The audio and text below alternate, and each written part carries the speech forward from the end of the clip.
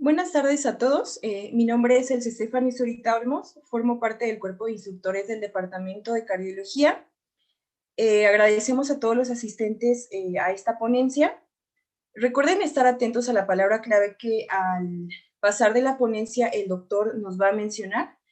Esto es muy importante ya que junto con esta y los demás datos que les pedimos en el formulario de sus respectivos Classroom, es como se toma la asistencia y de igual forma, para ser acreedores a la constancia, tienen que tener el 80% de la misma. El día de hoy la ponencia está a cargo del doctor Juan de Dios Candia. Él tiene una subespecialidad en cardiología y alta especialidad en intervencionismo. También es miembro de la Sociedad de Cardiología Intervencionista de México, además director del Centro de Cardiología de Puebla y fundador y director del Código Pie Diabético. Le cedemos la palabra, doctor. Muchas gracias.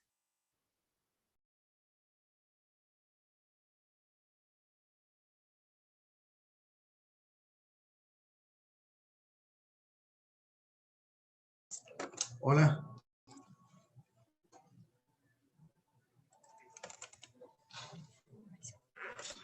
Hola, ¿cómo están? Buenas tardes. Agradezco mucho a la Benemérita Universidad Autónoma de Puebla por la invitación de un tema muy importante que vamos a tratar el día de hoy. Bueno, voy a compartir mi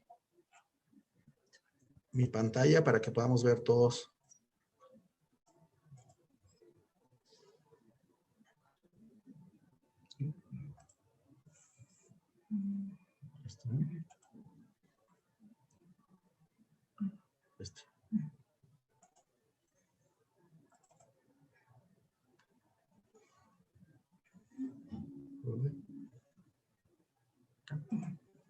No sé si ya estén viendo las imágenes.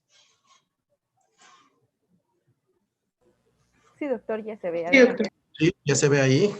Ok, vamos a iniciar. Miren, el tema que se me asignó es el tema de trombosis coronaria. Y trombosis coronaria es igual a infarto. Entonces, de lo que vamos a hablar el día de hoy es de cómo un paciente se infarta, cuáles son los síntomas, cómo podemos hacer un diagnóstico, cómo podemos hacer un tratamiento. Y pues varios tips, sobre todo diagnóstico y tratamiento, vamos a tratar.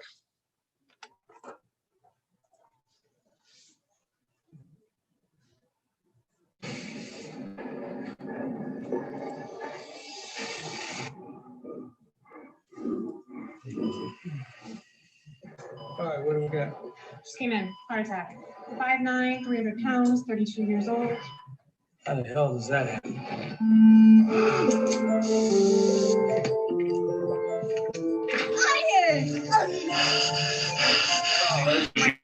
Can I get a, Could be developing diabetes. Here's an exchange. Waiting. You watch TV, you wouldn't have to see that. Can't do this. Yes, can I get a... Yeah, no, I think You have to make a change.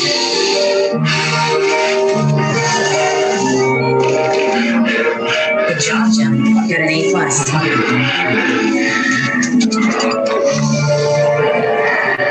Are your fries, sweetie?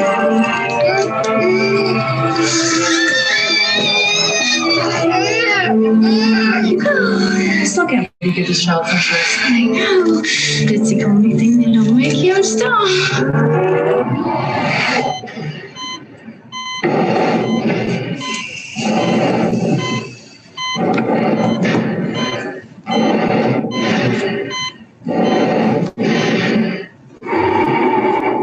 ¿Le doy ahí?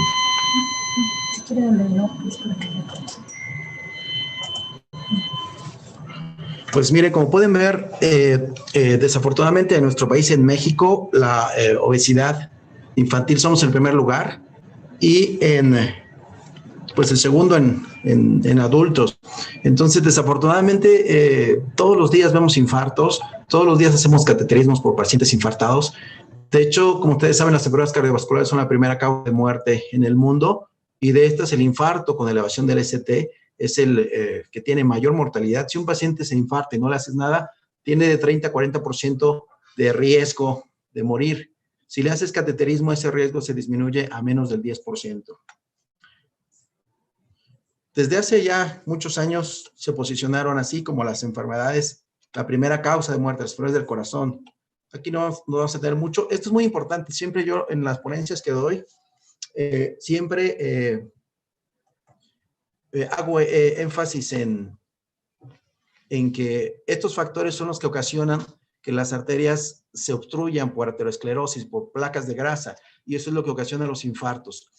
Entonces, los factores de cardiovascular son, para infarto, el número 1 es el tabaquismo, la primera causa de infartos o de aterosclerosis. El número 2 es la diabetes, número 3 la hipertensión, número 4 la dislipidemia, y bueno, ahí va con la obesidad, ahí van de la mano. Esos son los factores de riesgo, y anteriormente se decía que para que tú te infartaras tenías que tener más de 55 años. Les puedo decir que el año pasado hice, no sé, como 15 cateterismos en pacientes menores de 45 años. ¿Qué significa esto? Que cada día esta incidencia va creciendo y va aumentando. De ahí la importancia que nosotros siempre que estamos frente a un paciente, sobre todo con dolor torácico, primero, antes de correr a ver el electrocardiograma, tenemos que ver si el paciente tiene estos factores de riesgo.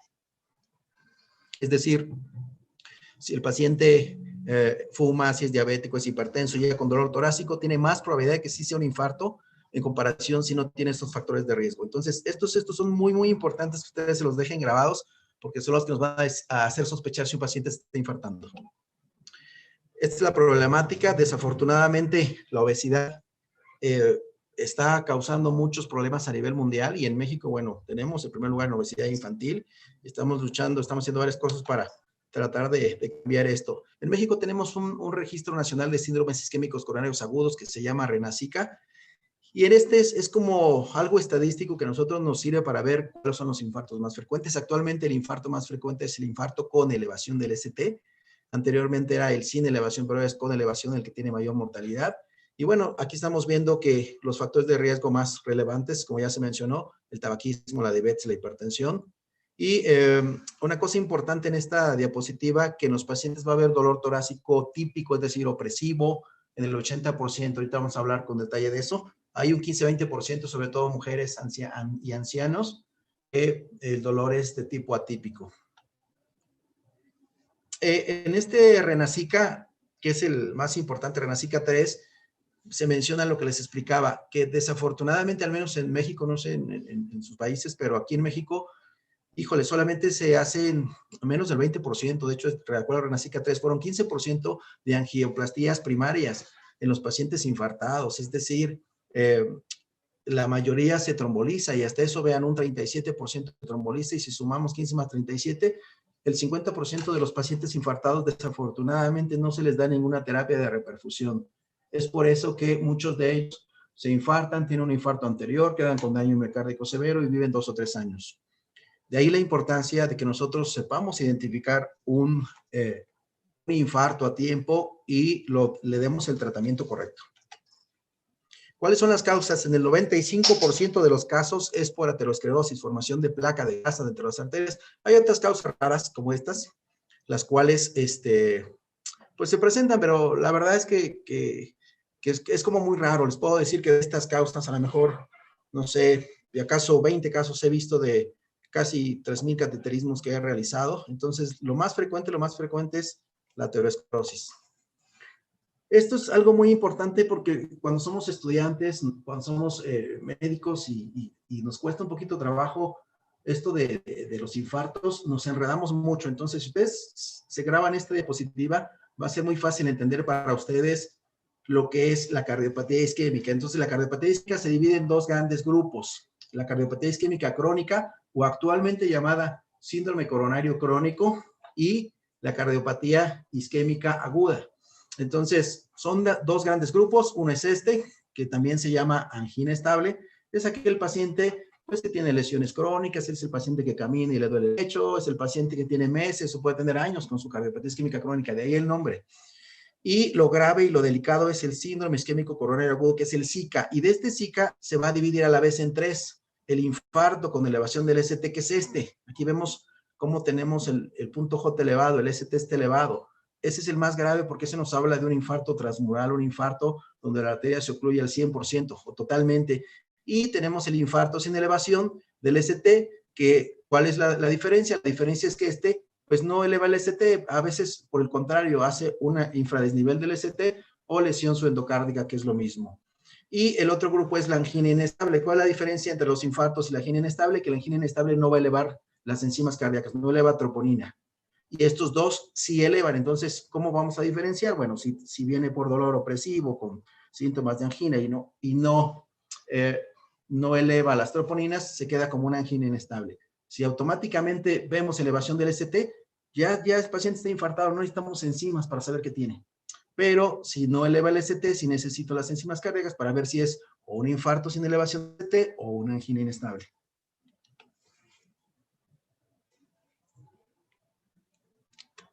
Esta es una diapositiva ya viejita, vean ahí el año. Sin embargo, es como muy bonita porque vemos aquí como el infarto con elevación del ST, aquí está elevado el ST, el punto J, se ocluye. Este es un corte transversal del vaso.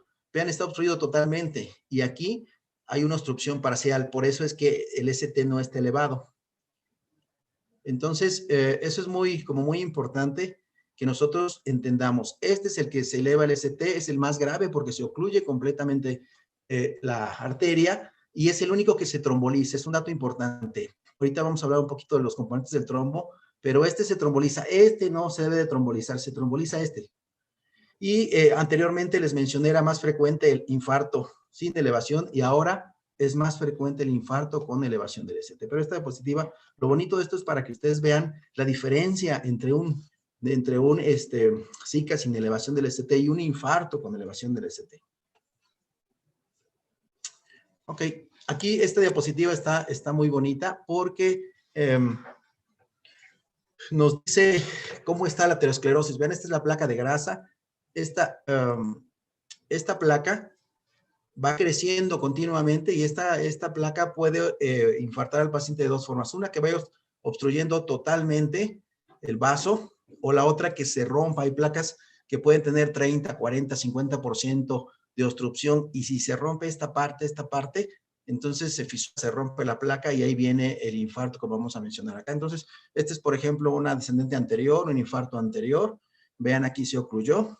Vemos aquí en esta parte cómo está ocluido y al ocluirse pues deja de pasar la sangre y entonces esto provoca necrosis. Y una necrosis pues es algo que puede matar al paciente o puede dejar secuela importante. Entonces, este es un corte transversal del vaso. Aquí vemos cómo la célula espumosa, la oxidación de las LDL, en fin, se va formando la aterosclerosis. Y esta plaquita es la que nos va a ocasionar que pueda haber una ruptura y eso es lo que ocasiona que el paciente se obstruya su arteria por completo. A ver, ¿cómo actúa lo que es las grasas, la presión elevada, la diabetes, el tabaquismo? Bueno, causa todo esto, una alteración del estrés oxidativo, disfunción arterial, y bueno, al final de cuentas causa inflamación, trombosis, lesión vascular y ruptura de la placa. Desafortunadamente, este es un corte en el cual podemos ver cómo la placa se va formando. Vean desde qué edad, desde los 20 y tantos años se empieza a formar la placa y a veces solamente se necesita el disparo o el pivote para que esta placa se rompa, pero sí es algo que empieza desde los 20, 30 años.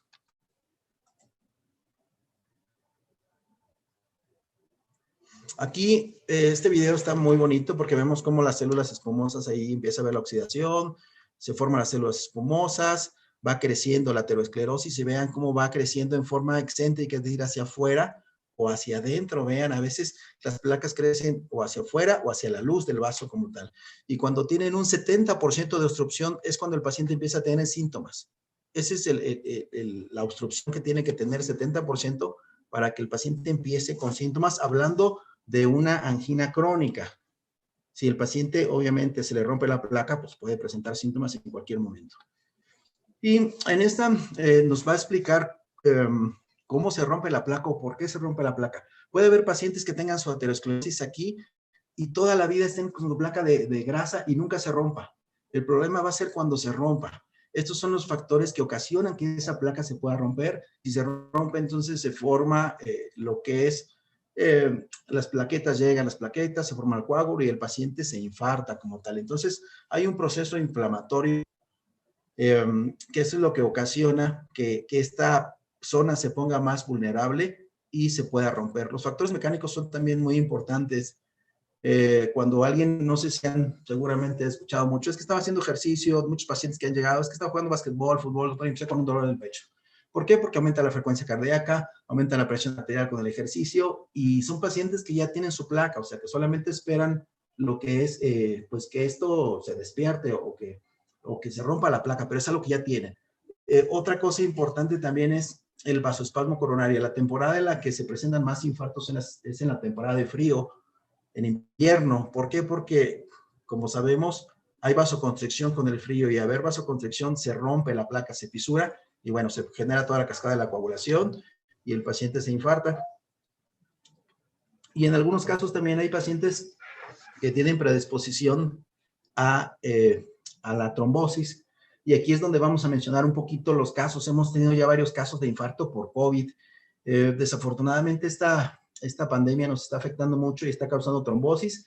Hemos visto trombosis pulmonares, trombosis venosa profunda y sí hemos hecho ya muchos casos de infarto en paciente con COVID y hemos notado que a veces hasta 2 o 3 meses después de haber presentado la infección pueden presentar infartos. Lo más frecuente que hemos visto es como que entre las 2 semanas y el primer mes después de que tuvo la infección del paciente. Es como el periodo como más crítico, como a los 30 días es cuando más puede tener problemas de este tipo. Entonces, ya se mencionó que la actividad plaquetaria es lo primero que va a llegar. Cuando se rompe la placa, lo primero que llegan son las plaquetas y al final de cuentas va a haber una formación de fibrina, pero esta formación de fibrina va a ser exclusiva para el infarto con el ST en aquel paciente que se obstruye totalmente. Por eso es el único paciente que se debe de trombolizar. Entonces, es lo que nos decían en la escuelita, que uno es el trombo blanco y es el trombo rojo. El trombo rojo es aquel que ocluye por completo, que causa un infarto con elevación del ST y el que tiene fibrina. Por eso es el único que se beneficia de romper la fibrina con un fibrinolítico, de ahí la palabra. Entonces recuerden, es muy importante que eso les quede grabado. El único infarto que se debe de trombolizar es el infarto con elevación del ST.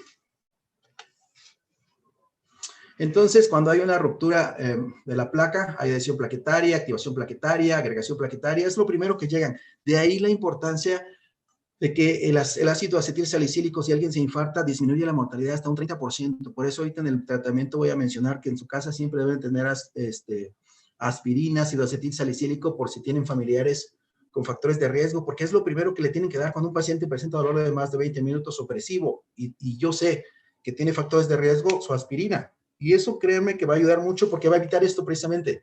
Recuerden que la aspirina es un antiagregante plaquetario, entonces su mecanismo de acción es aquí en la base, en el inicio del infarto, de ahí la importancia. De hecho, es el medicamento más importante, la aspirina y el clopidogrel o los otros antiagregantes que ustedes tengan, pero a veces lo que podemos tener a la mano de entrada en las unidades, en nuestras casas, es la aspirina, es algo que siempre todos deberíamos de tener.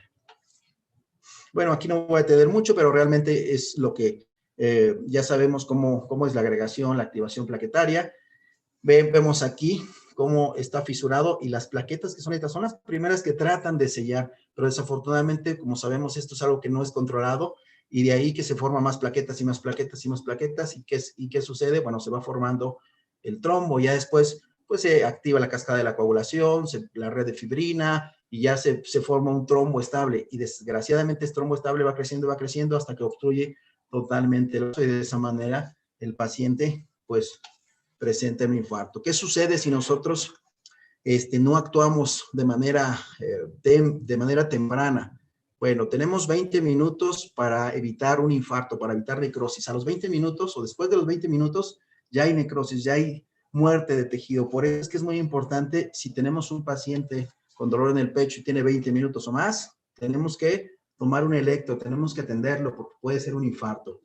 Muchos pacientes no llegan al hospital. ¿Por qué? Porque hay una alteración eléctrica, hay arritmias, hacen taquicardia ventricular, fibrilación ventricular, y vean, a veces en los 5 primeros minutos, muchas veces el paciente empieza a veces con arritmia. Por eso algunos casos seguramente han escuchado, es que de repente el paciente estaba bien y de repente se desmayó y murió. Muchos de ellos ni siquiera tienen dolor. ¿Por qué? Por el tiempo. Lo primero que ocurre son las arritmias, pero bueno, es muy importante que recordemos que el periodo isquémico en el cual no va a haber necrosis, es menos de 20 minutos. Después de 20 minutos ya hay un daño isquémico irreversible. ¿Qué sucede? Lo mencioné al inicio, de muchos pacientes que desafortunadamente vemos nosotros en la consulta como cardiólogos, que se infartan, que presentan un infarto anterior, que es el más, que deja más secuelas. Si no se abre la arteria, si no se reperfunde, ya sea por trombolisis o por cateterismo, sucede esto. Hay un adelgazamiento de las paredes. Recordemos que el corazón está formado de fibras musculares, que son como ligas, que al final de cuentas, si hay muerte, se va a adelgazar esa liga, y el adelgazamiento va a hacer que esto se dilate. Esto se llama remodelado, es el famoso remodelamiento posinfarto, y no es otra cosa más que la dilatación del corazón como consecuencia de un infarto que no fue atendido, que no fue reperfundido. Desafortunadamente hemos visto que los pacientes, si no se les hace cateterismo y es un infarto anterior, viven de 3 a 5 años en promedio. ¿Cómo voy a saber que el paciente se está infartando? Esto es algo muy importante.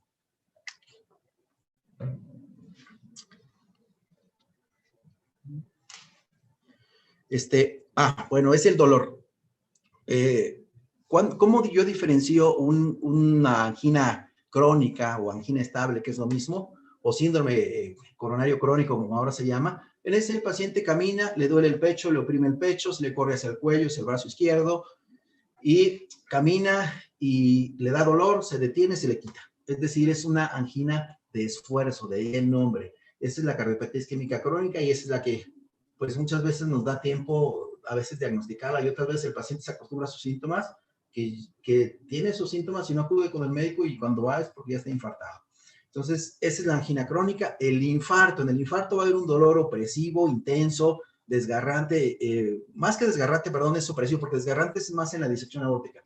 Es un dolor muy intenso, es una sensación de muerte, sensación de que el paciente va a fallecer, se le corre hacia el cuello, hacia el brazo izquierdo. Si se descarga, se acompaña de náusea, de vómito, de sudor frío. Entonces, cuando tengan un paciente, un familiar que es diabético, que es hipertenso y tiene dolor opresivo, intenso, o una sensación, una cuerda que le aprieta el pecho, eso es un infarto. Puede ser un infarto, sobre todo si tiene 20 minutos o más, y inmediatamente, si tienen a la mano una aspirina, den una aspirina y llévenlo al hospital y tómenle un electrocardiograma. Otra característica entre una angina estable y la angina inestable es que en la angina inestable el dolor es en reposo. En la angina estable es cuando el paciente camina y le duele el pecho. Y si ya tiene dolor en reposo, entonces ya es una angina que es inestable, o incluso puede ser un infarto si es que eleva las enzimas cardíacas. Es muy importante por eso que un paciente con dolor torácico de más de 20 minutos tiene que ir al hospital. Tiene que ir al hospital, se tiene que tomar electro los primeros 10 minutos, se tiene que tomar enzimas cardíacas, y de ahí nosotros partimos. Y si vemos inmediatamente una elevación del ST, ese paciente va para cateterismo.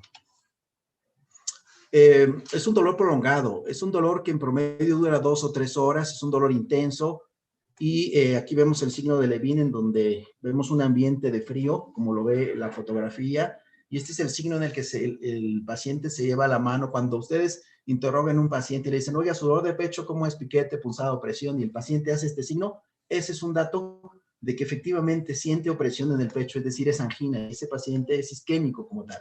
Entonces es un dolor prolongado, generalmente dura 2 o 3 horas, no dura más. Si tienen un paciente que tiene dolor y que dice, es que ya tengo un día o tengo 2 días, cuando el dolor no se me quita, eso no es infarto, es otra cosa. El tipo es opresivo. La duración ya la comentamos, factores desencadenantes, sobre todo el frío, el ejercicio, el esfuerzo. Es intenso, se corre hacia el cuello, hacia el brazo izquierdo, como las zonas más frecuentes, también hacia la mandíbula. Aquí vemos las zonas, este es lo más frecuente, y vean hacia el brazo, pero la región ulnar, es decir, hacia la parte interna, no es hacia todo el brazo. Y esto nos ayuda mucho al momento de interrogar al paciente el diagnóstico diferencial. Hacia el cuello, y es retroesternal el dolor prácticamente, es decir, es en el centro del pecho. El dolor les va a decir, me duele aquí en el centro, no les va a decir, con muchos pacientes les preguntas, ¿dónde le duele? Y me dice, aquí en el corazón, y se va la mano hacia el lado izquierdo, ¿no? Entonces es retroesternal. Hacia la cara puede ser, raramente, yo he visto pocos casos, no sé, a lo mejor, no sé, unos 10 casos en casi 3,000 angioplastías que hemos realizado, que el dolor se le corre hacia los 2 brazos, es lo que yo he más notado, pero hacia el brazo derecho es como muy raro. Algo muy frecuente en epigastrio, Si tienen un paciente, sobre todo que sea un paciente de más de 60 años, un paciente ya de la tercera edad que tiene dolor en el abdomen, siempre se debe de tomar un electrocardiograma, porque ahí muchas veces el dolor es hacia el abdomen y no hacia el tórax. Y también algo que es relativamente frecuente es que les duele el pecho y se les corre hacia atrás. El horario en la madrugada es cuando más se infarta el paciente.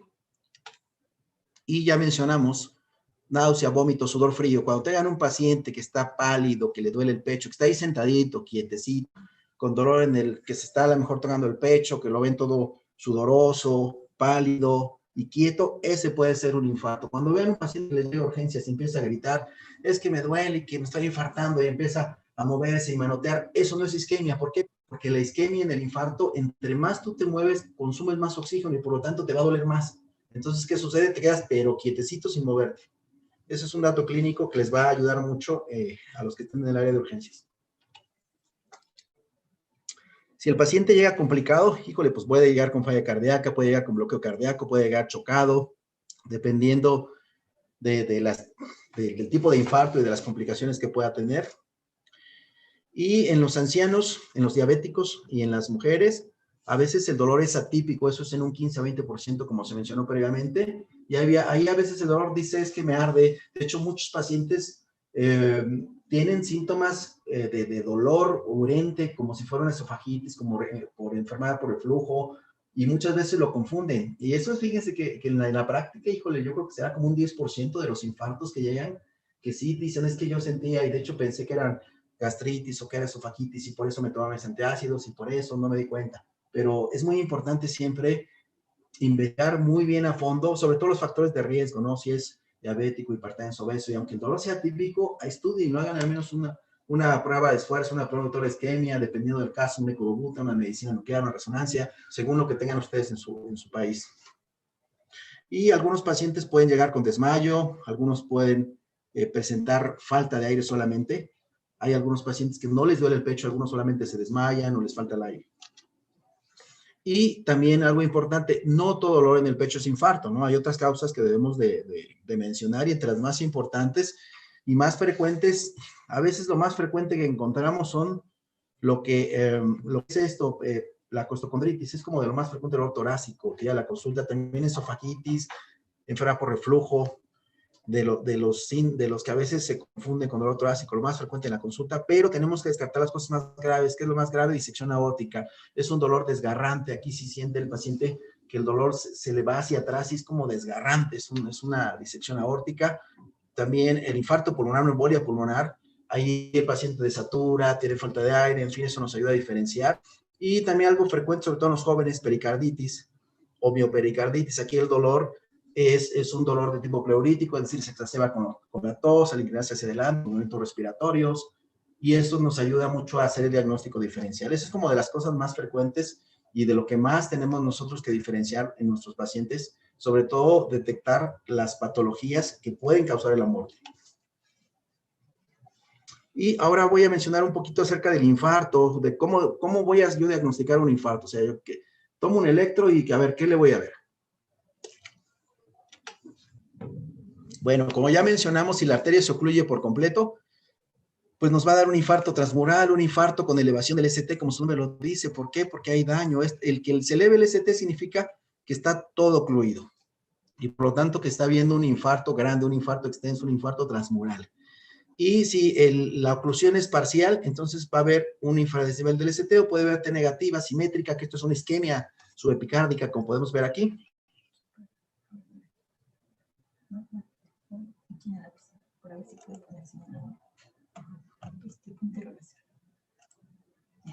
Miren, ahí me están asesorando aquí para que podamos hacerlo mejor. Entonces, el infarto con elevación, hay elevación como su nombre lo dice, y aquí obviamente la troponina va a estar elevada, porque es un infarto. Y en el Zika, sin elevación, puede ser dos cosas. Si eleva troponina, pues es un infarto sin elevación. Si no eleva troponina, se queda como angina inestable. Entonces, aquí hay una isquemia subepicárdica, una T negativa simétrica, y a veces puede haber infradecibel del ST o lesión suendocárdica. Eso es en un infarto sin elevación del ST. ¿Cómo voy a saber yo que el paciente se está infartando? Bueno, hay un punto que se llama punto J, que es esta esquinita. esta esquinita que estoy viendo aquí, este piquito, ese es el más importante para yo saber si un paciente se infarta. No el ST es esta parte, vean. Entonces, ¿cuál va a ser mi referencia en cuanto a decir está con supra o con infra, es decir, con desnivel? Es esto, el segmento PR, esta parte. Entonces, yo voy a decir aquí que está isoeléctrico cuando está derechito así esta esquinita. Entonces, aquí, este es un ST isoeléctrico y el punto J está normal porque está isoeléctrico, está a la misma altura del PR.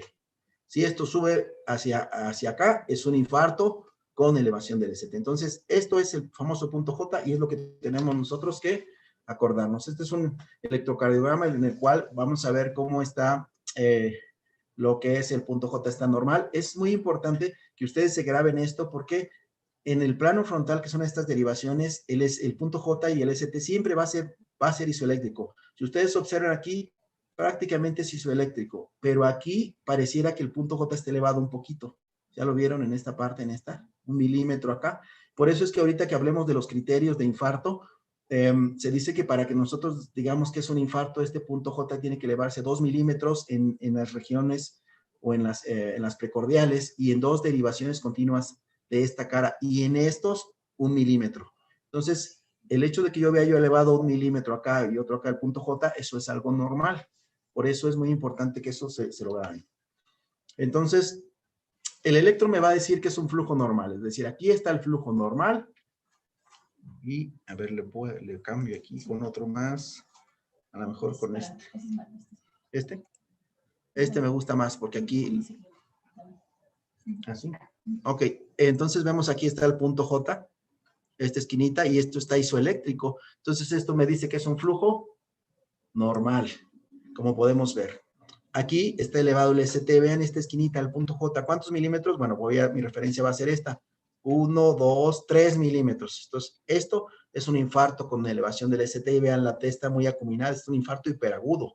Entonces, vean cómo efectivamente si yo veo esto es un infarto. Si es la cara inferior de 2, de 3 y ABF y se eleva 1 milímetro, eso es un infarto. Y si son las precordiales, hablamos de un infarto anterior, tiene que elevarse 2 milímetros, como acá. Vean, aquí está lo que es el PR y aquí está elevado pues 5 milímetros, casi 6. El punto J este es la esquinita. Este es un infarto con elevación del ST. En un infarto sin elevación del ST, pues podemos encontrar infradesnivel o podemos encontrar incluso un electro normal.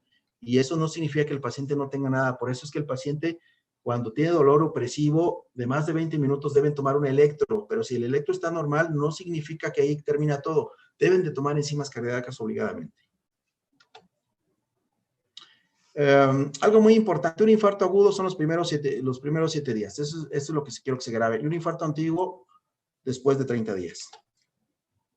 Si ustedes se graban esto, me gustaría que si pueden, tómenle una foto, hagan captura ahí en su teléfono, porque con esto, si se graban esto, ustedes van a poder saber, al tomar un electro, cuántas horas o cuántos días tiene su paciente infartado.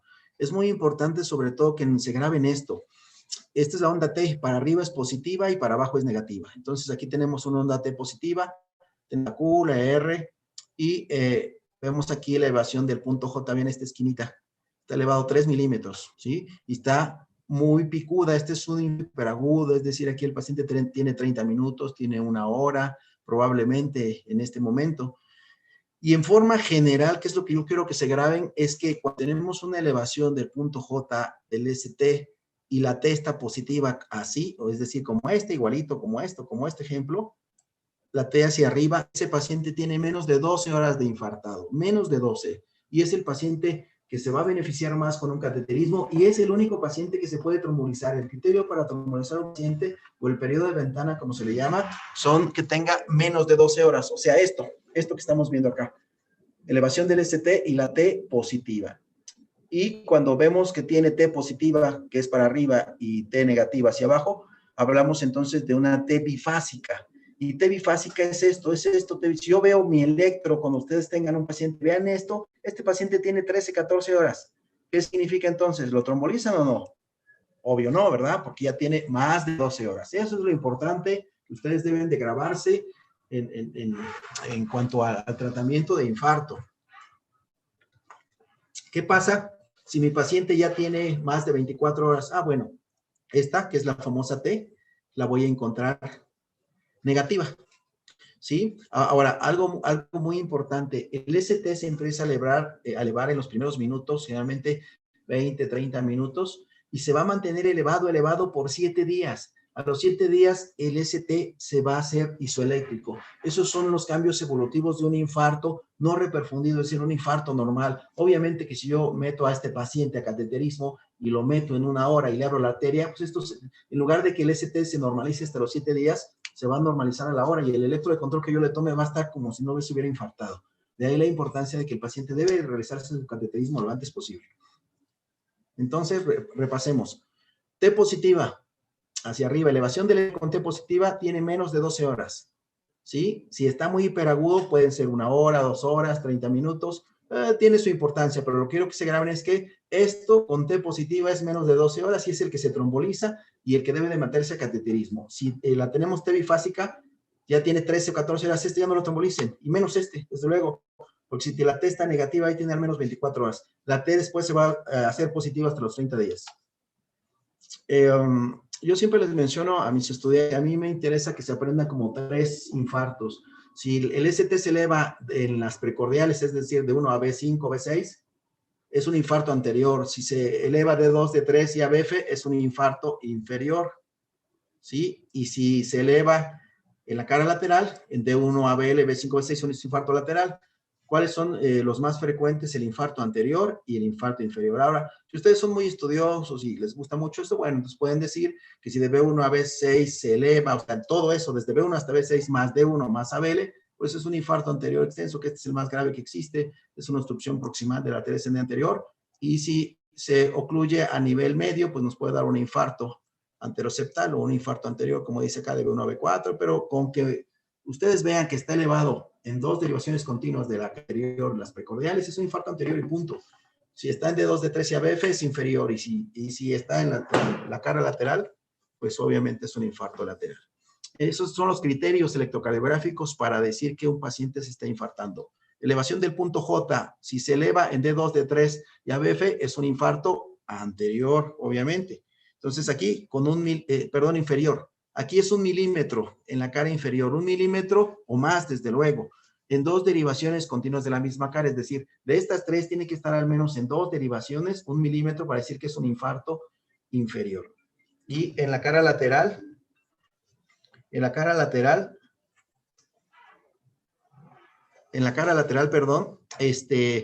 vemos cómo tiene D1 y ABL elevado y se eleva 1 milímetro. Esos son los criterios para decir que un paciente está infartado.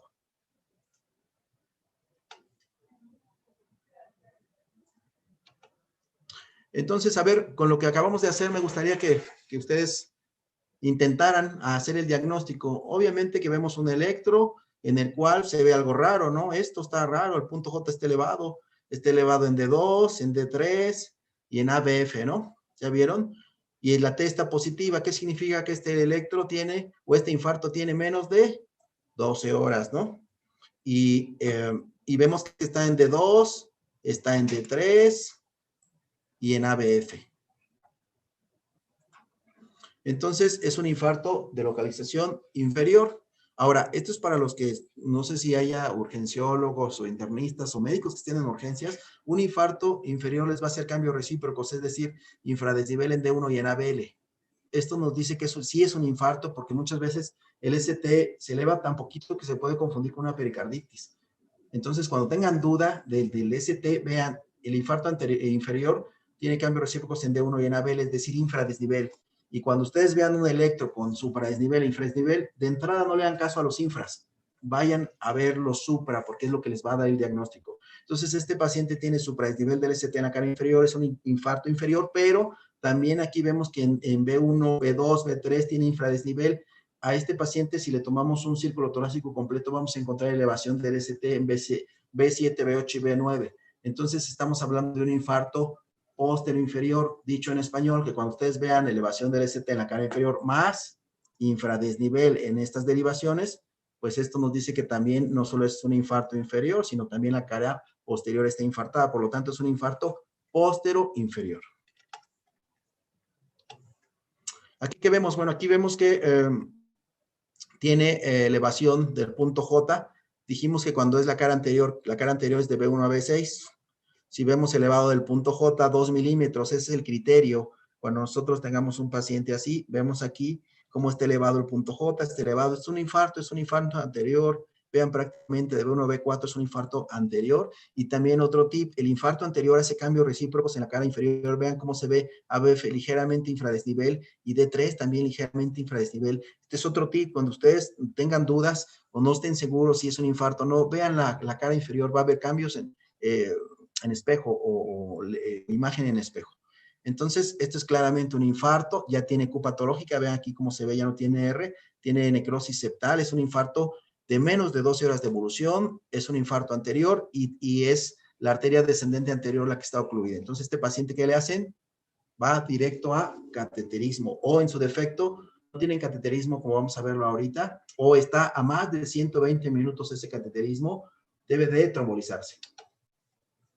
Otro caso interesante, vean cómo tiene una elevación en donde en D2, D3 y ABF, ¿verdad? Entonces, pues, ¿qué cara es esa?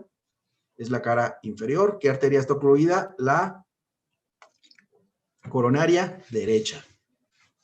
Y tiene un poquito de cambios aquí, vean en B1, B2. Así le tomamos el ciclo torácico completo, probablemente un infarto grande. Pero vean también aquí, tienen B5 y B6. Este es un infarto inferolateral. ¿Por qué? Porque vean cómo la cara inferior está con elevación del ST del punto J y también la cara lateral baja. Otro caso. Ahí me gustaría que lo analizaran ustedes y a ver, intenten, hagan el ejercicio, intenten decirme qué localización es, cuántas horas de evolución tiene y qué es lo que le vamos a hacer a este paciente. Mientras voy a tomar agua.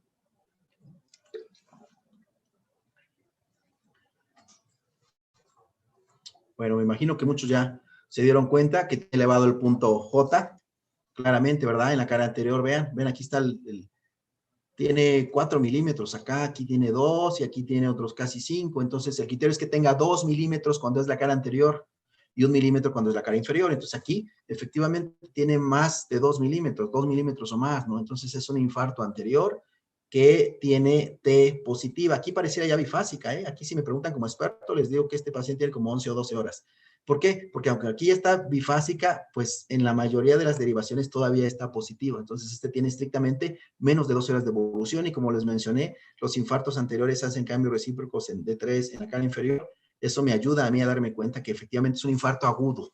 Eso es algo muy importante, porque también a veces los pacientes se quedan con elevación del ST por un aneurisma o porque el ventrículo izquierdo quedó muy dilatado.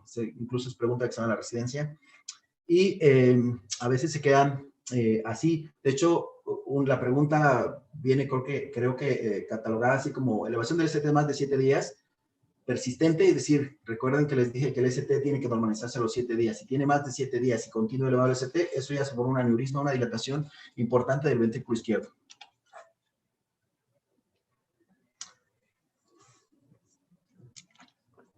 Ok. Y bueno, vamos a aprovechar para decir la palabra clave en este momento, si no se me vaya a olvidar y me van a regañar. La palabra clave es STEN.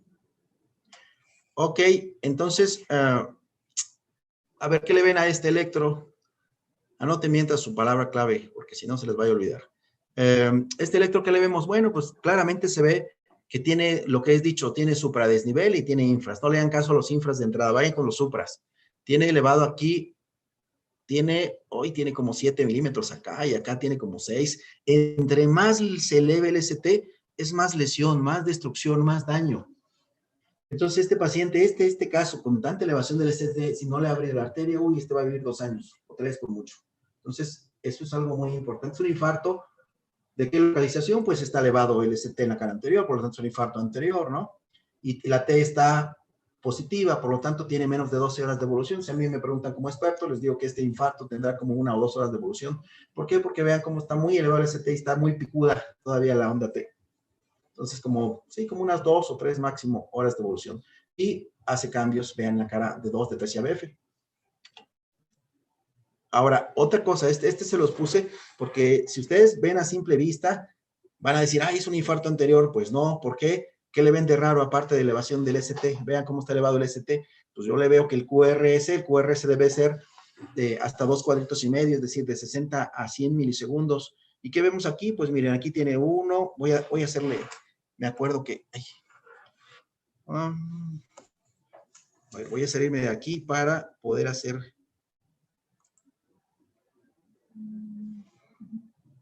Acá.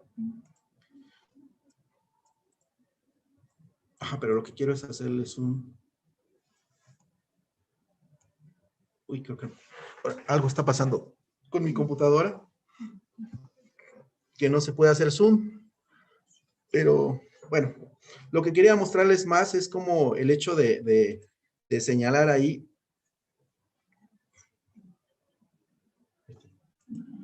es que el QRS, vean, el QRS está ancho, este es un bloqueo de rama izquierda. El bloqueo de rama izquierda per se como tal eleva el ST, pero porque ese bloqueo incluso se ve como Q, como necrosis. Es decir, de hoy en adelante, cuando vean elevación del ST en la cara anterior, antes de correr a decir que es un infarto, vean que no es un bloqueo de rama izquierda, es decir, que el QRS no esté ancho. Si lo ven, se ve raro, ¿no? Comparado con los otros electros, voy a regresar a estos. Vean el QRS aquí cómo se ve normal, ¿no? Máximo 2 cuadritos y medio, y aquí no, aquí vean, se ve inmediatamente grande, ancho el QRS. Entonces, esto es un bloqueo de rama izquierda. Entonces, aquí algo muy importante, el 90% de los bloqueos de rama izquierda son debidos a una dilatación del ventrículo izquierdo, a hipertrofia, pero también de un 5 a 10% puede ser por isquemia, tanto sea isquemia crónica o isquemia aguda. Entonces, cuando tengan un paciente que tenía un electrocardiograma de hace 8 días, de hace un mes, que estaba normal, es decir, sin bloqueo, y de repente le llega a urgencias con dolor opresivo, con angina, o sea, con dolor clásico, y le toman un electro y tiene bloqueo de rama izquierda, específicamente ese paciente lo deben catalogar como un infarto anterior. Es la única excepción. De ahí en fuera, siempre que vean un bloqueo de rama izquierda, piensen que puede ser el 90% otras causas. Ok, bueno, esto es como para los que quieran indagar un poquito. Hay unos criterios que se llaman el Llenas-Garbosa, que nos ayudan a ver cuando un paciente tiene bloqueo de rama izquierda y hay datos sugestivos de que puede ser un infarto. Les voy a dar un tip así como a grosso modo. En este paciente, en un infarto la T de preferencia o por el bloqueo debe ser negativa. Pero cuando vemos una T positiva, bloqueo de rama izquierda y en B5, B6 T positiva, eso es un dato de que puede ser isquémico. Bueno, esto no me voy a detener, es dolor en el pecho. Estos son algunos criterios que se tomaron en cuenta, que antes decían que tienes dolor en el pecho, elevar enzimas para que sea un infarto, pero no los quiero enredar. Más bien, lo que quiero es que se graben que si llega con dolor en el electro, tiene elevación del ST, ya no esperen las enzimas. O sea, ese paciente mete un cateterismo. Ahora, si su electro está normal o el ST tiene infradesnivel, pues sí, obviamente tienen que ver las enzimas para saber si es angina o es infarto, ¿no? Algo muy importante. Ok, vamos a apresurarnos porque dicen que ya se nos está acabando el tiempo. Entonces, algo muy importante, pregunta examen, la primera enzima que se eleva es la mioglobina y la más importante son las troponinas, ¿sí? Específicamente esta es la más importante y algo muy importante, se eleva entre 3 y 12 horas, es decir, tiene un lapso grande para elevarse. Por eso es que si un paciente se infarta y tiene menos de 2 horas, las enzimas pueden salir normales, eso es algo muy importante. Tienen un pico máximo, hacen una elevación, esto no voy a tener tanto. Voy a hablar un poquito más acerca del tratamiento. El tratamiento es hacerles cateterismo. En el domicilio, si alguien se infarta de mi familia, ¿qué tengo? Aspirina. Lo traslado al hospital, en nuestro país es el 911, y de preferencia a un hospital que tenga sala de hemodinamia, si no, no tiene caso porque el paciente va a andar de aquí para allá. Primer nivel, que son las clínicas en nuestro país, aspirina, clopidogrel, oxígeno, analgésico, excepto AINES porque está relacionado con rupturas miocárdicas y trasladen al hospital. Segundo nivel, aspirina, clopidogrel, oxígeno, buprenorfina, trombolisis. Si están a más de, si no hay sala de hemodinamia o la sala está a más de 2 horas, le toca trombolisis. Y ya si no reperfunde, pues lo tienen que trasladar de todos modos al tercer nivel. Este es para que le tomen foto, no la vamos a explicar, pero son los medicamentos que se utilizan y las dosis que se utilizan para trombolizar a un paciente, es algo muy importante. La que es más fácil y la mejor es el TNK, tenecteplase, porque es un solo bolo.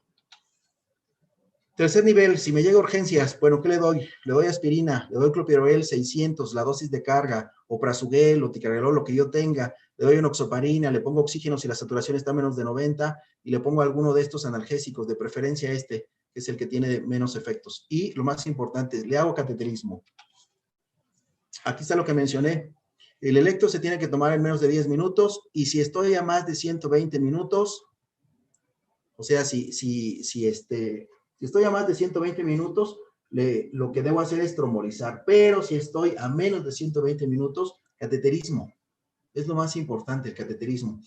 Y en la trombolisis hay una cosa que se llama tiempo de puerta aguja, que es de 30 minutos para cuando un paciente se va a trombolizar, tienen 30 minutos para trombolizarlo y puerta balón son 90 minutos. Desde que el paciente llega a urgencias, tienes 90 minutos para inflar el balón. De esos tiempos los preguntan mucho en los exámenes. Entonces, es muy importante. De esto grábense. Si está más de 2 horas, le toca trombolizarlo, pero traten pues ojalá todos los pacientes se les hiciera cateterismo. Y si tenemos sala de hemodinamia y estamos a menos de 2 horas de un centro con sala de hemodinamia, le toca cateterismo, angioplastía, intervencionismo. Esto es el código infarto que tenemos en nuestro país, que ha funcionado muy bien, en el cual prácticamente ya está en varias coberturas a nivel nacional en nuestro país, y la verdad es que ha funcionado muchísimo. Esto también lo voy a tener, pero tómenle una captura si lo desean. Son las dosis de los antiplaquetarios y las dosis que utilizamos de heparina, enoxaparina y todo lo demás. Tratamiento posinfarto. Bueno, una vez que el paciente se infarta, tengo que darle aspirina, tengo que darle clopidogrel, prasugrel, ticagrelor. Terapia doble les toca 1 año. Y aquellos que tienen, que son trivasculares o que tienen tronco, muchas veces decidimos dejarles prácticamente toda la vida la terapia dual. Atorvastatina por 4 meses, este es un estabilizador de la placa. ¿Por qué? Porque a veces con el stent abrimos las lesiones más feas, pero hay otras lesiones que se pueden romper. Entonces la atorvastatina, eso es lo que ocasiona, estabiliza la placa. Hay que darle IECA si la presión lo permite, betabloqueador si la frecuencia cardíaca y la presión lo permite. Y esto es mientras el paciente esté internado. Una vez que se va de alta, obviamente no se lleva enoxaparina, se lleva todo lo demás. Aquí no me voy a detener mucho. Es algo muy importante, no todos requieren oxígeno, solo los que saturan menos de 90. En esto tampoco me voy a detener. A esto nos dices que solamente cuando tenemos un paciente que tiene enfermedad de 2 o 3 vasos, se debe revascularizar los 3 vasos cuando hay choque cardiogénico. Es la única indicación. ¿Qué es el cateterismo? El cateterismo se realiza en una sala de hemodinamia, se coloca una malla que es este stent, y estas son las lesiones. Se infla primero un globo que es el balón de angioplastía y posteriormente es el cateterismo. Actualmente se llama radial. Esta es la punción. Voy a poner aquí ¿cuál me saldré?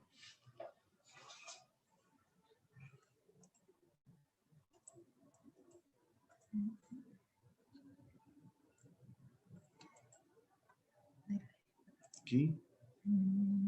¿Y dónde? Acá será.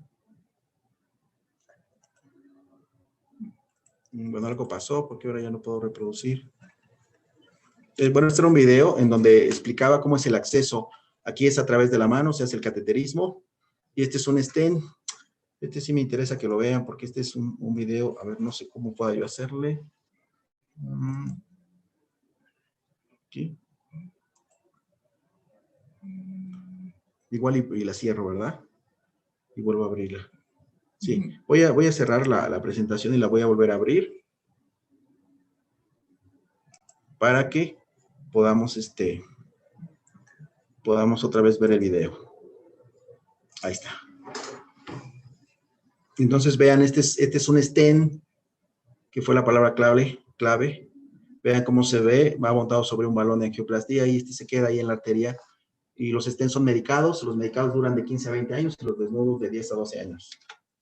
Esta es una lesión, una columna de derecha, un infarto inferior, vean, solamente era una luz pequeña, llegó bloqueado, por eso se le puso marcapaso, que es esto que se ve aquí. Este es un electro que ya mencionamos, es un infarto anterior.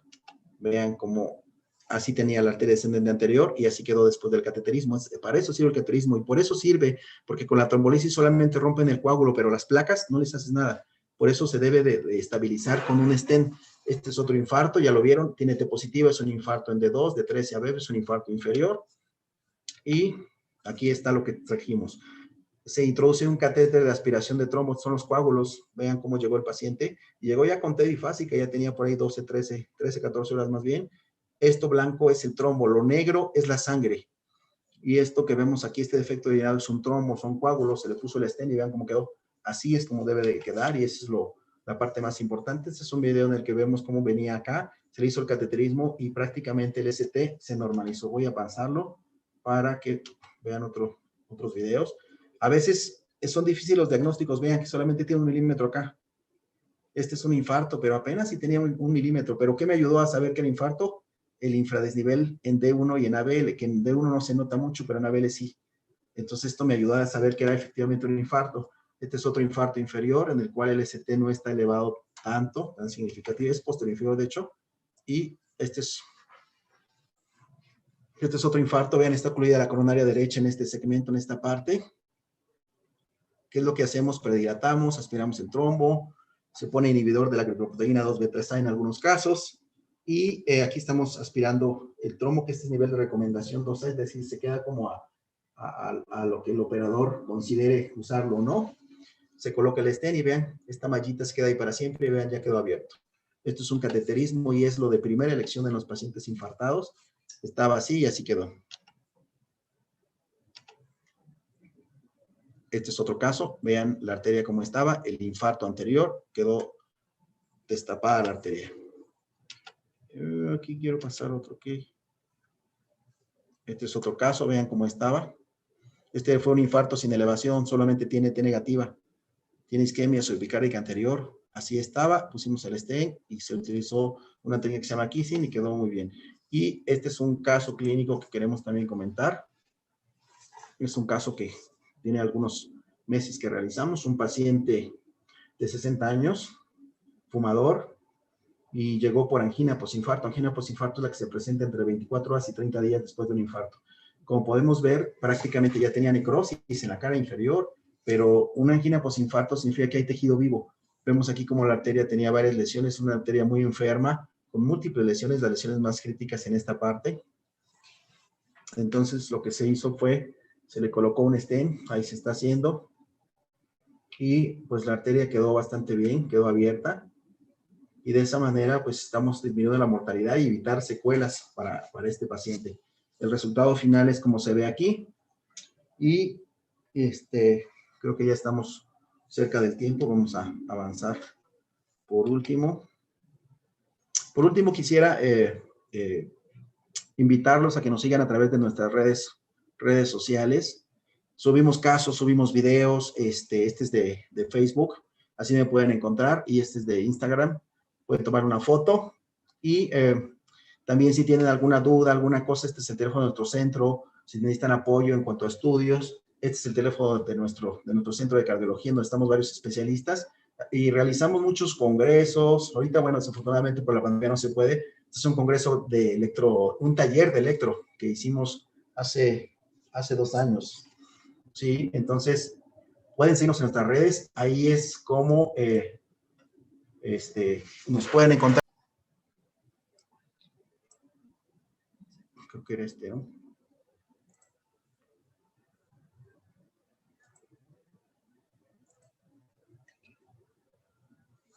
El corazón se ocluye, se tapa, esto ocasiona que la circulación no llegue de forma correcta al corazón, el corazón se alimenta de sangre.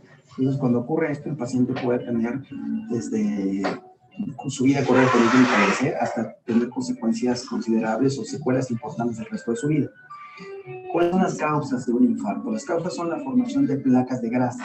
La grasa se va ocluyendo, va tapando, va obstruyendo las arterias de forma gradual, y eso ocasiona que la circulación se vaya reduciendo, esto se llama isquemia. Esto ocasiona pues problemas en el corazón, y esto es secundario a número 1, fumar. El tabaquismo es la causa número 1 de infartos. 2, los pacientes diabéticos. Aquellos son diabéticos que no se cuidan, son descontrolados. Los pacientes hipertensos, los pacientes obesos y los pacientes que tienen problemas en la clase del corazón. También vemos factores como el estrés, el sedentarismo pueden favorecer pues que se provoque un infarto. Entonces, estas causas lo que hacen es formar placas de grasa, que ya comenté, dentro de las arterias, y de esa forma hacen que se tape la arteria. Taparse, pues se provoca el infarto. ¿Cuáles son los síntomas o cómo nos damos cuenta que estamos infartando? Pues primero es un dolor del pecho intenso, el paciente siente como el dolor más intenso de su vida, una sensación de opresión, una sensación de constricción, siente como una cuerda que le está apretando aquí, se le corre hacia el cuello, hacia el brazo izquierdo. Ese dolor generalmente dura más de 30 minutos y es muy intenso. Muchos pacientes lo refieren como la sensación el dolor es tan intenso que es sensación de muerte inminente, sienten que van a morir. Aparte, el paciente puede tener náusea, puede tener vómito, puede tener un sudor frío. Cuando tengamos algún familiar, algún paciente con ese flaco, lo primero que tenemos que pensar es que se está infartando, sobre todo si tenemos factores de riesgo. El tratamiento se llama cateterismo cardíaco. ¿En qué consiste? Por aquí, con anestesia local, metemos un catéter que es como un popotito de plástico hacia el corazón. De esa forma, aspiramos el coágulo, destapamos la arteria y ponemos una mallita especial que se llama stent. Así podemos nuevamente destapar la arteria y hacer que la circulación se restablezca. Y eso va a ocasionar, uno, que el paciente tenga mucho menor riesgo de fallecer, y dos, que quede con menos complicaciones secuelas. ¿Qué tenemos que hacer para que no nos dé un infarto? Primero, si ya somos diabéticos, cuidarnos. Si somos hipertensos, también tomarnos sus medicamentos. Si somos bajar de peso, el ejercicio es fundamental. Se recomienda 30 minutos diarios, igualmente. Si no se puede, al menos 3 veces por semana, 30 minutos, hacer ejercicios como caminar, como correr, bicicleta, nadar, ejercicio aeróbico es lo más recomendable. La dieta, comer sanamente, es decir, comer menos carbohidratos, menos grasas, tomar más líquidos, comer más frutas y verduras, y sobre todo también tratar de tener una vida tranquila, una vida sin estrés en todo momento. Entonces, de esta forma, haciendo ejercicio y con una alimentación sana, podemos hacer que el riesgo de un infarto sea mucho menor.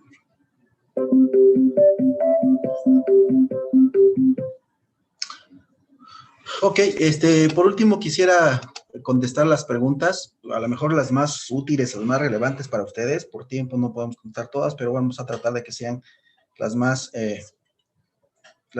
útiles. Bueno, aquí tengo unas que son de YouTube, que voy a empezar con esas. A ver, vamos a ver, dice aquí, ¿cuáles son las dosis de la aspirina? Ah, bueno, la dosis de carga son 300 miligramos, es decir,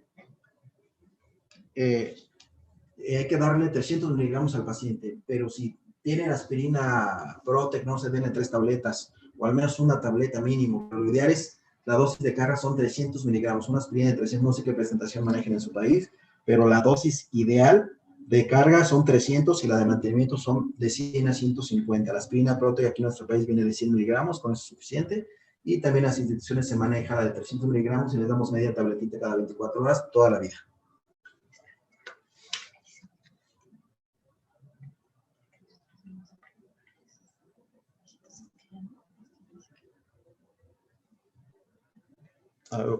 A ver un segundo porque me están haciendo aquí unas observaciones. Ok, pues ahorita vamos a ver otras preguntas, bueno, contestarlas o me van a decir cómo es la dinámica, pero más que nada quisiera agradecer mucho la invitación a la universidad, que fue mi universidad de formación, y pues ojalá les haya gustado mucho este tema. Hay muchas preguntas, es un tema amplio, prácticamente podríamos escribir un libro de infarto, pero tratamos de que para ustedes sea como lo más importante, lo más relevante. No sé si esta clase se vaya a guardar, pero estaría de lujo para que ustedes puedan después repasarla, porque muchas de estas cosas no se nos quedan a la primera y tenemos que estar repasa y repasa. Y la sugerencia o consejo que les puede dar es que a partir de hoy vean electros, o sea, sobre todo los que están en áreas de urgencias, vean electros, corran a ver un electro. Eso, la única forma de aprender y dominar los electros es mediante un ejercicio. Esa es la parte muy importante. Voy a empezar a contestar otras. Ok. Bueno, doctor, antes que nada, muchas gracias, doctor Juan de Dios Cándida, por su magnífica ponencia.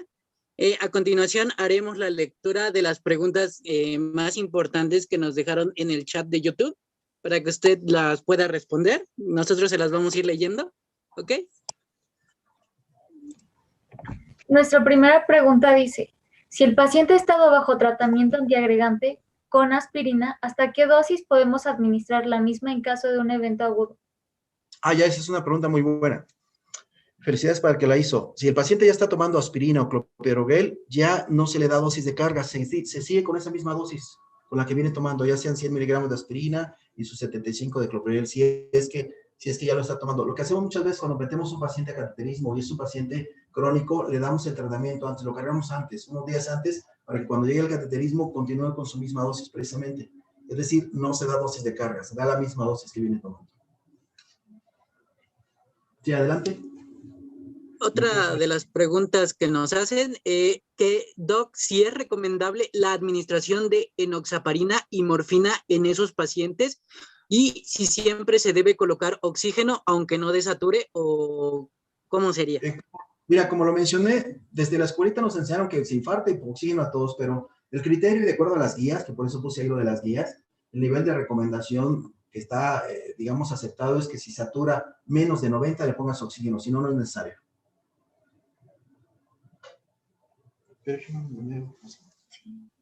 La siguiente es, ¿por qué es más frecuente estos episodios durante la madrugada? Eso es por el ritmo circadiano de las hormonas. Hay una mayor descarga de hormonas durante la madrugada y es por eso que se infartan más los pacientes. Sí, efectivamente, lo vemos en la práctica. A veces se infartan sobre todo entre la 1 y las 3 de la mañana, porque es cuando, de acuerdo a los niveles de las hormonas, es cuando hay un mayor ascenso, sobre todo de catecolaminas. Otra pregunta Adelante, que nos nos envían vemos. en el chat es ¿qué tipo de hábitos alimenticios o dieta se debe recomendar a un paciente con factores de riesgo para enfermedades coronarias? Esa es una pregunta también muy buena. Como lo mencionaba ahí un poco en el video, lo ideal es, miren, la parte más importante es el control metabólico, sobre todo si son diabéticos. ¿Sí? Eso es algo muy importante, es decir, es el control de su glucosa con medicamentos, si es necesario insulina. Y en relación a la dieta, pues ustedes ya lo saben, un problema que tenemos en México es que el paciente es diabético y sigue tomando coca, sigue tomando azúcares, y eso es algo que es lo primero que tiene que quitar. Un paciente que sea diabético debe de eliminar los azúcares para empezar, debe de eliminar lo que son las harinas o el consumo muy, muy, muy bajo de harinas y de grasas. Es básicamente lo que nosotros tenemos que evitar. Los azúcares, las grasas y las harinas. Es como lo que más es perjudicial, lo que está más relacionado con niveles altos de lípidos y con formación de aterosclerosis. Adelante. Otra pregunta nos dice, cuando el dolor se irradia también a brazo derecho, ¿tiene alguna significancia o va relacionado a un peor pronóstico? Fíjate que no, mira, he hecho casi, yo creo que le voy pegando a 3,000 cateterismos, 3,000 angioplastías, y de esos casos he visto por ahí a lo mejor como 10 casos que el dolor se irradia hacia el brazo derecho, pero la mayoría de estos casos fue con dolor hacia los dos brazos. Y realmente no tiene alguna relación o es poca la información, o pocos los casos al menos que yo he visto para decir que si tiene un menor o peor pronóstico, pero realmente no tiene mucha significancia. Otra pregunta que nos envían en el chat es ¿cuál es la arritmia más común desencadenada por infarto agudo de miocárdio? Ok, esa es una buena pregunta también. Lo más frecuente que ocurre en los pacientes infartados es el bloqueo cardíaco. Cuando es un infarto inferior, el paciente se bloquea. Cuando es un infarto anterior, hace falla cardíaca. Entonces, la número 1 son los bloqueos cardíacos y el más frecuente es el bloqueo AB 13 grados, que muchas veces amerita colocar un marcapaso temporal y en algunos pacientes se le tiene que colocar el marcapaso definitivo después de 7 días si es que no regresa a ritmo sinusal. Y la segunda son las taquicardias ventriculares, sobre todo son cuando son infartos anteriores. También nos preguntan qué porcentaje del tejido cardíaco afectado queda funcional después del infarto. Eso va a variar mucho dependiendo del tipo de infarto. El infarto más grave y el infarto que queda más dañado es el infarto anterior y depende mucho de si la arteria se tapa a nivel distal, a nivel medio, a nivel proximal. Entre más proximal se tape y entre más la arteria sea más grande, mayor el daño va a ser. Entonces depende mucho de la localización del infarto, depende mucho de la extensión del infarto y depende mucho sobre todo si realizas cateterismo, es decir, si permeabilizas la arteria. Entonces eso es como muy variable. Los infartos inferiores en promedio quedan con una fracción de eyección entre el 40 y el 45%. La fracción de eyección normal, que es la fuerza con la que se encuentra el corazón, es del 50 al 70%. Entonces los que quedan con menos daño, por decir los infartos inferiores, pero los infartos anteriores, si no los reperfundes, si no les haces cateterismo, van a quedar casi todos con fracción de eyección menos del 30%. Y los que les haces cateterismo pueden quedar entre 35 y 40%. O sea, para que a lo mejor conteste un poquito más de esa forma la pregunta que nos hicieron. Otra pregunta que nos hacen es, en pacientes con riesgo de úlcera péptica o que pueden producir sangrado con riesgo vital, ¿qué tiempo es preciso para suspender la antiagregación? A ver, ahí no entiendo muy bien la pregunta. O sea, ahí, ¿a qué se refieren? ¿A que cuando el paciente es necesario tomar sus antiagregantes y se tenga que suspender? ¿O no? No entiendo bien esa pregunta. Por lo que yo entiendo es que si es preciso o cómo se administraría la antiagregación en pacientes con riesgo de sangrado.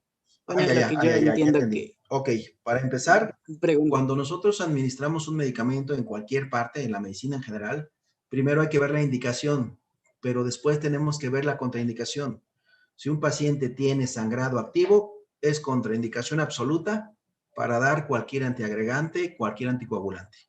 ¿Sí? O sea, así de entrada, si hay sangrado activo, como tal, no se debe de dar. Si el paciente tiene antecedente de que tuvo sangrado previamente y tiene más de un mes de sangrado, se puede dar, o sea, no hay problema. O sea, hay como casos muy seleccionados. En general, si el sangrado es activo, están contraindicados antiagregantes y anticoagulantes y todo lo demás. Es decir, no se podría hacer prácticamente mucho. Ok. Otra pregunta nos dicen, ¿qué analgésico se puede dar en el infarto agudo del miocardio inferior? Pues en general en cualquier infarto, lo que damos y los que son los más potentes, porque el dolor es como lo mencioné ahí, en el video se menciona, es el dolor, el paciente siente como el dolor más intenso de su vida. En la escala visual de Naegeli del dolor es un dolor de 9, de 10, o sea, es decir, es muy intenso. Entonces, si tú le das un analgésico poco potente, no le va a servir de mucho. Tienes que irte a medicamentos muy potentes como buprenorfina o morfina, incluso dependiendo de lo que tengan. ¿Qué utilizamos más nosotros? Buprenorfina. Les damos, el ámpula en nuestro país viene de 300 microgramos, damos mitad IV y mitad subcutánea y eso ayuda muchísimo. Y lo más importante es, pues, quitar la obstrucción, ya sea mediante trombolisis o cateterismo para que se quite el dolor. ¿Algo más? Bueno, por último, la última pregunta. Durante el manejo temprano agudo del infarto agudo de miocardio, ¿se pueden administrar las estatinas? He leído que ayudan a tolerar la hipoxia. Las estatinas no van tanto en relación a la hipoxia. Las estatinas, como lo mencioné ahí en una parte, cuando hablo de tratamiento, darle atorvastatina a dosis altas, lo que hace es estabilizar la placa. Si recuerdan, en la plática dijimos que el mecanismo de acción por el cual se tapa una arteria, primero hay una fisura o ruptura de la placa. Lo que hacen las estatinas a dosis altas es justamente tener efectos que se llaman pleiotrópicos, que estabilizan la placa, es decir, evitan que se siga rompiendo. Entonces, por eso es que la tenemos que dar, y la damos a 80 miligramos diariamente por 4 meses. ¿Algo más? Bueno, ¿qué sería la última pregunta, doctor? No queda más que agradecerle de parte del cuerpo de instructores del Departamento de Cardiología de la Benemérita Universidad Autónoma de Puebla. Agradecemos por su excelente ponencia, doctor Juan de Dios, y esperamos contar con usted en futuros proyectos. Claro que sí, si les gustó, con mucha alegría podemos apoyarlos. A nosotros nos gusta mucho como la docencia y nos gusta transmitir el conocimiento y sobre todo pues también que ya tenemos un poco de experiencia, no solo es lo que leemos de los libros, sino pues yo les hablo, pues imagínense la experiencia de casi 3,000 cateterismos, pues yo creo que eso también tiene mucho peso. Agradezco mucho la invitación y bueno, estamos abiertos a algún proyecto futuro con mucho gusto. Muchas gracias. Ok, doctor, muchas gracias. De igual forma, les recordamos que para registrar su asistencia a esta ponencia, deben contestar la palabra clave que el doctor ya mencionó durante su presentación, en el formulario que ya está disponible en Google Classroom, para que puedan obtener su constancia, que al final del congreso necesitan tener al menos 80% de la asistencia. Finalmente, los invitamos a seguirnos en nuestras redes sociales, así como compartir contenido del evento y etiquetarnos. Nos encontramos en Instagram como Departamento-Cardiowap y en Facebook como Departamento Cardiología FM WAP. Muchas gracias.